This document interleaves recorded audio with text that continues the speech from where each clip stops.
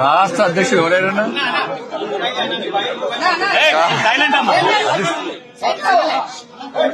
అధిష్టానం ఇంకా రాష్ట్ర అధ్యక్షుడిని ప్రకటించలే. ఇవ్వండి వాళ్ళు చంద్రబాబు నాయుడు గారు ప్రకటించరు, ఇంకోరు ఆయన ప్రకటించరు, ఈయన చెప్తే వచ్చిందంటే కాదు. రాష్ట్ర అధ్యక్షుడిని అధిష్టానము అందరికీ నామినేషన్ ఇస్తారు. నామినేషన్ ఎవరిని అధ్యక్షుడు ఉన్నారో అధిష్టానం నిర్ణయిస్తుంది. అందరి అభిప్రాయాలు తీసుకొని అధిష్టానం నిర్ణయిస్తుంది. అధిష్టానం తీసుకుంటున్నాక అందరు కట్టుబడి ఉంటాం. Bharatiya Janata party ప్రజాస్వామ్యబద్ధమైన party. ఒకటే నామినేషన్ వేయాలి, రెండే నామినేషన్ చెప్పారు. నామినేషన్ ఓపెన్ ఉన్నాయి, నామినేషన్ ఎవరైనా వేసుకోవచ్చు. మరి అధిష్టానము అన్ని ఆలోచించి నిర్ణయించుకుంటే దాన్ని కట్టుబడి ఉండాల్సిన బాధ్యత కమిట్మెంట్ తో పనిచేసే ప్రతి భారతీయ జనతా పార్టీ కార్యకర్తకు ఉంటుంది. ఎవరికి ఇచ్చారు? ఎవరు అధ్యక్షుడు? ఎవరు ఇంకా కాలే కదా. సాయంత్రం ప్రకటిస్తారు, సాయంత్రం చెప్తారు. నామినేషన్స్ తర్వాత ఎవరు నామినేషన్ ఇస్తారో నామినేషన్స్ తర్వాత అధిష్టానం ఆలోచించి అప్పుడు అభ్యర్థిని ప్రకటిస్తారు. దాని తర్వాత రేపు సమావేశం పెడతారని చెప్పి సమాచారం. ఇప్పుడు అన్ని ఫాల్తు మాటలు అంటారు. వాటిని ఎవరు సోషల్ మీడియా పెడుతున్నారు ఎవరు చూసినాను. అధ్యక్షుని కోసము అధ్యక్షుని బాధ్యత కోసం ఎవరైనా అడగచ్చు. అడగడంలో ఎలాంటి తప్పు లేదు. వాళ్లకు రావాలని కోరుకోవడంలో కూడా ఎలాంటి తప్పు లేదు. దాన్ని ఎవ్వరు తప్పు పట్టరు. అది ఎవరి వాళ్ళకి ఆలోచన. రావాలని కోరుకోవడం తప్పేం లేదు. కానీ చివరికి ఏమైతుంది?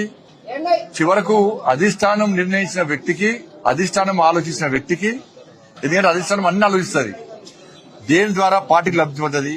అట్లా ఒక అభ్యర్థిని ప్రకటించిన మాత్రాన మిగతా వాళ్ళు డమ్మి, మిగతా వాళ్ళతో ఏం కాదు కాదు. ఎవరితో ఏ పని అవుతుంది, ఎవరికి ఏ బాధ్యత తప్ప చెప్పాలనో అధిష్టానం నిర్ణయిస్తుంది.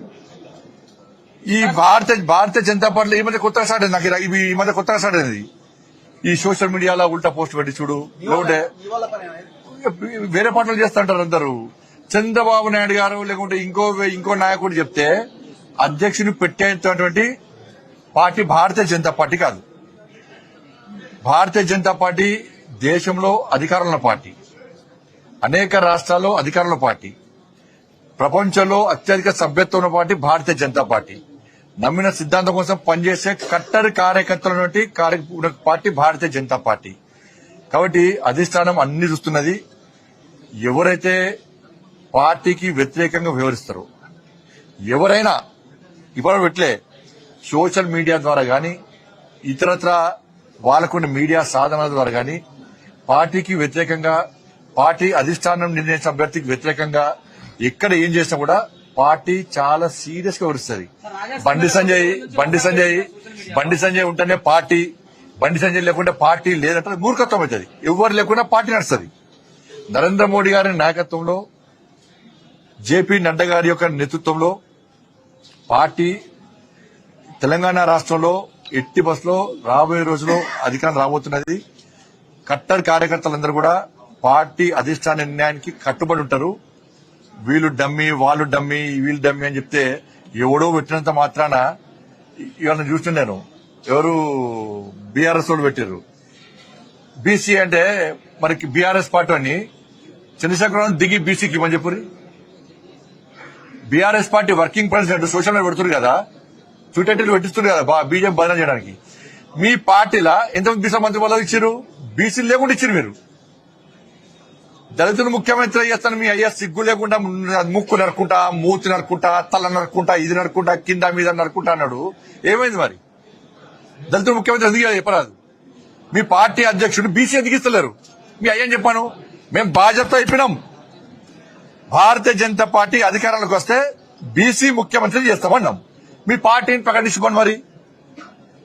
అరే అధికారిక పదవులు వేరు, పార్టీ వేరు. పార్టీని స్ట్రెంథన్ చేయడానికి, పార్టీ క్యాడర్ లోపల మంచి ఆలోచన కల్పించడానికి, పార్టీ పదవుల లోపల అనేక ఆలోచనలు సమీకరిస్తుంటారు.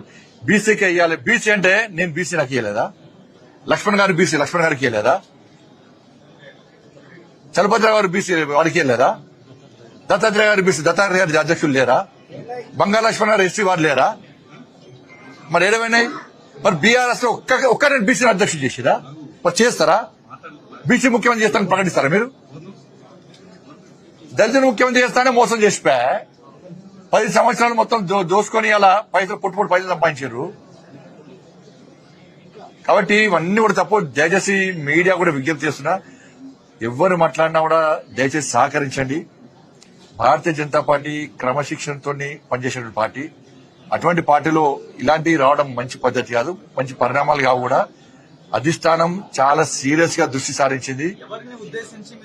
ఎవరైనా కూడా నేను మాట్లాడినా మీరు మాట్లాడినా ఎవరు మాట్లాడినా కూడా అది తప్పు అంటున్నా. ఎవరు మాట్లాడి ఇప్పటి వరకు మాట్లాడదని మాత్రమే కోరుకుంటున్నా.